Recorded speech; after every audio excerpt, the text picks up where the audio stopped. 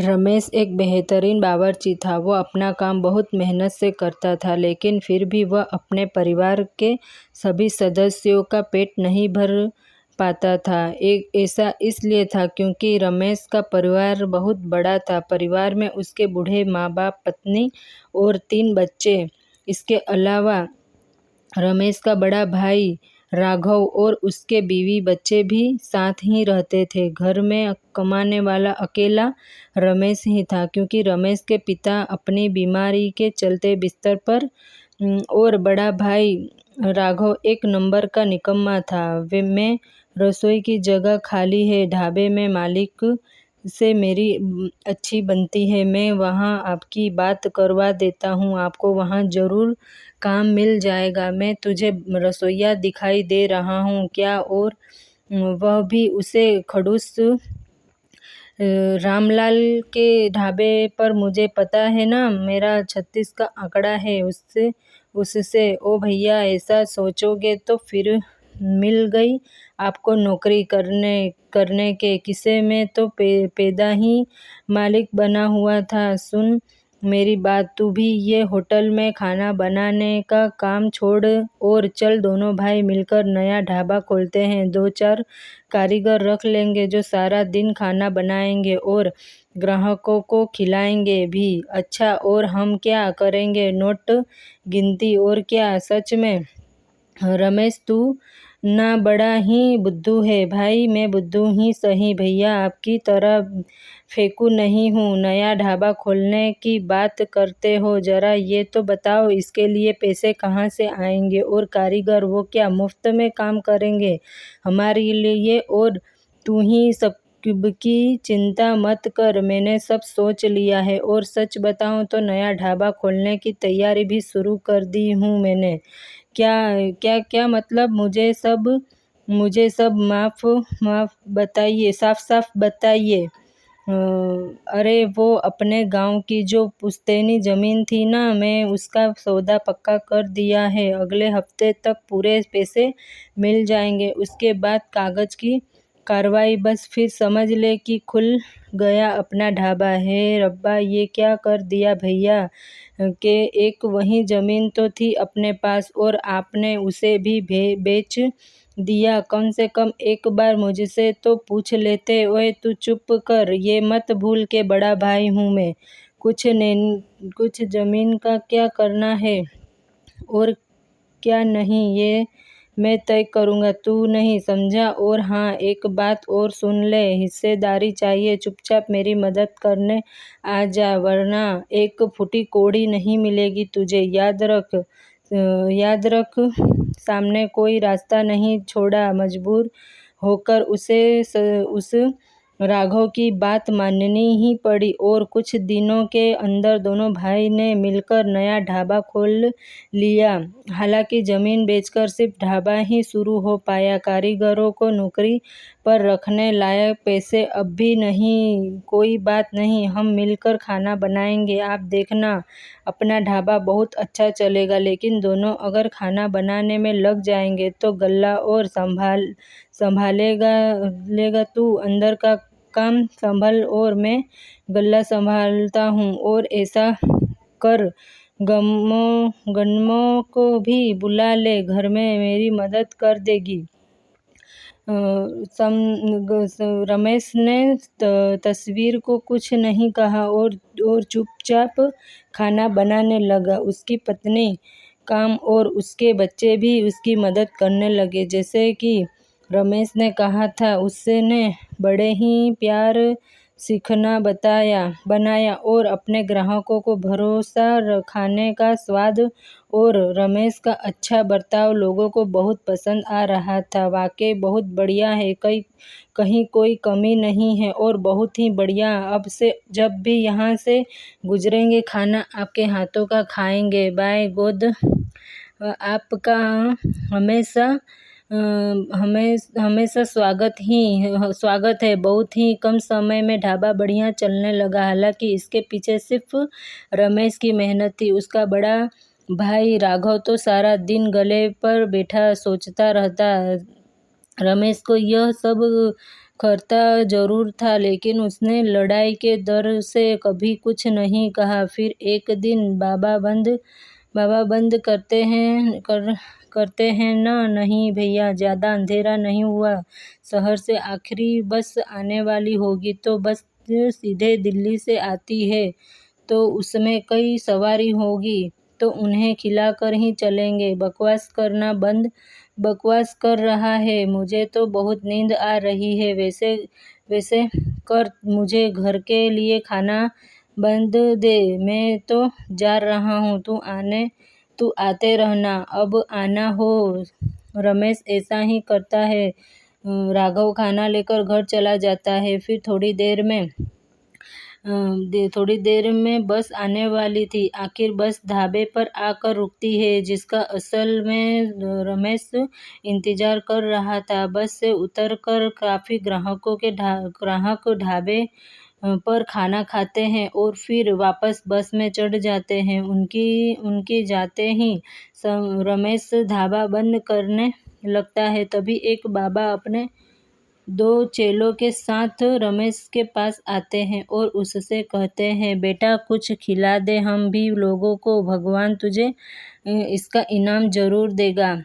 दादा को देखकर साफ पता चल रहा था कि उनके पास खाने के बदले देने के लिए पैसे नहीं है, लेकिन फिर भी रमेश ने उन्हें खाना खिलाने का फैसला किया। उसने जैसे ही खाना परोसने के लिए बर्तन खोला तो देखा कि खाना तो बहुत कम ही बचा था। ये तो बस का मुंह और बच्चों के लायक है, लेकिन बाबा इन्हें भी तो भूखा नहीं छोड़ सकता। काफी सोचने और समझने के बाद आखिरकार रमेश तय कर लेता है कि वो बूढ़े बाबा और उनके दोनों चेलों का पेट भरेगा, अपने परिवार का नहीं। वो खाना परोस कर उन बूढ़े बाबा को दे देता है। तभी काम वहाँ जाती है और खाने की बर्तन को पूरा खाली देखकर रमेश से कहती है कि आपने थोड़ा सा भी खाना नहीं बचाया। आप और मैं तो रह लेंगे बिना खाए, पर बच्चे वह कैसे रहेंगे भूखे? भैया ढाबे से खाना लेकर गए हैं, कुछ तो बचा होगा, घर जाकर वहीं खिला देना बच्चों को। कैसी बातें करते हो जी, घर पर इतने लोग हैं खाने वाले, तो क्या आपको लगता है खाना बचा होगा?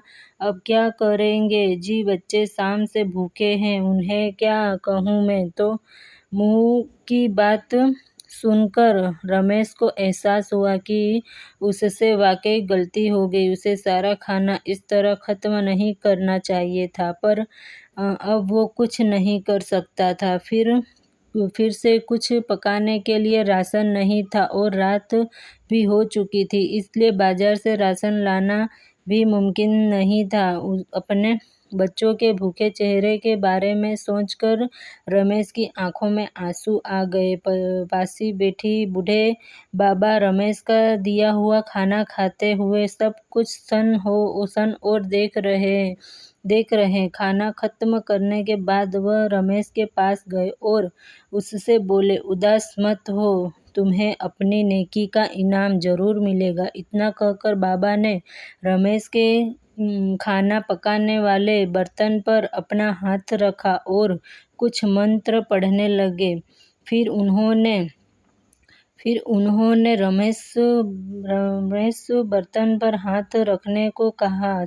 रमेश को कुछ समझ नहीं आ रहा था, लेकिन फिर भी उसने बर्तन पर हाथ रख दिया। उसके बाद, जब तुमने ही दिनों का पेट भरा है, तुम्हारे बच्चे भूखे कैसे रह सकते हैं? इस बर्तन को खोलो। बाबा की कहानी कहने पर रमेश ने जैसे ही बर्तन के ऊपर से ढक्कन हटाया तो उसे अपनी आंखों पर विश्वास नहीं हुआ। बर्तन खाने से पूरी तरह भरा हुआ था। यह कैसा चमत्कार है, बल्कि आशीर्वाद है तुम्हारे लिए। अब से यह बर्तन हमेशा तुम्हारा कहा मानेगा। तुम इस पर हाथ रखोगे तो यह खुद ब खुद खाने से भर जाएगा, और जब तक तुम इसके ऊपर से ऊपर फिर से हाथ रखकर इसे रोकने को नहीं कहोगे। इसके अंदर का खाना अभी खत्म नहीं होगा। बहुत बहुत शुक्रिया बाबा। आप नहीं जानते आपने कितनी बड़ी मदद की है। मेरी मदद तो तुम करते आए हो। मैंने देखा तुमने उसे बस से उतारे। मेरे जैसे कई लोगों को मुफ्त में खाना खिलाया जिनके पास तुम्हें देने के लिए पैसे नहीं। बावजूद इसके ये खुद तुम्हारा परिवार भूखा था। बस इसी तरह हमेशा ज़रूरतमंदों की मदद करते रहना बेटा, और यह जादुई बर्तन हमेशा तुम्हारा साथ देता रहेगा। पर हाँ, याद रहे, अगर कभी मैं को लालच घेरे या फिर किसी को धोखा दिया तो यह बर्तन कभी तुम्हारा साथ नहीं देगा। जी बाबा जी, मैं समझ गया। मुझे अब क्या करना है? वास्तव में उसे जादुई बर्तन ने रमेश की जिंदगी बदल दी। अब उसे सारा दिन भट्टी के सामने खाना पकाने की जरूरत नहीं थी। उसके हाथ रखते ही वो बर्तन लजीज खाने से भर जाता था, और जब तक शाम फिर उसके ऊपर वापस से हाथ रखकर रुकने को न कहे, खाना खत्म ही नहीं होता था। रमेश हर रोज सबसे पहले अपने सभी ग्राहकों को भरपेट खाना खिलाता और फिर हर रोज शाम के वक्त कई गरीबों को मुफ्त में खाना खिलाता था। लेकिन ऐसा तब तक ही चल सका जब तक उसे जादुई बर्तन के बारे में राघव को पता नहीं बताया तो मुझे कुछ पता नहीं चलेगा। यह जादुई बर्तन इसके पास नहीं होना चाहिए। इस बेवकूफ़ को क्या पता इसका सही इस्तेमाल कैसे करना है। रमेश को किसी काम के बहाने घर भेज दिया। रमेश ने जाने से पहले बर्तन के ऊपर हाथ रखकर उसे रुकने का इशारा कर दिया था। फिर उसके वहां से जाते ही राघव ने सबसे पहले तो इस जादुई बर्तन को पूरी तरह खाली किया और फिर उसके एक सोने का सिक्का डाल दिया। फिर उस बर्तन को बंद करके उसके ऊपर हाथ रख दिया। राघव को मिट्टी की वह बर्तन खाने की तरह ही सोने के सिक्के से भी भर जाएगा, लेकिन यह सिर्फ उसकी सोच थी। इसमें तो मेरा सिक्का भी नहीं है, यह तो धोखा है। रमेश ने गुस्से में उस बर्तन को जमीन पर दे मारा। उसके बाद उस बर्तन के टुकड़े टुकड़े हो गए। तब तक वहां रमेश भी पहुंचा। बर्तन को टूटा हुआ देखकर वह सब कुछ समझ गया। रमेश को गुस्सा तो बहुत आ रहा था, लेकिन फिर भी उसने काम लिया। उसने राघव से कुछ नहीं कहा, बल्कि उसी वक्त उसने राघव से अलग होने का फैसला कर लिया। राघव ने उसे रोकने की बहुत कोशिश की, लेकिन इस बार रमेश जिद पर गया। वो अपने बीवी बच्चों और माता पिता को लेकर राघव से अलग रहने लगा, और तब जाकर राघव को एहसास हुआ रमेश की अहमियत का भी और मेहनती होने की भी जरूरत का भी।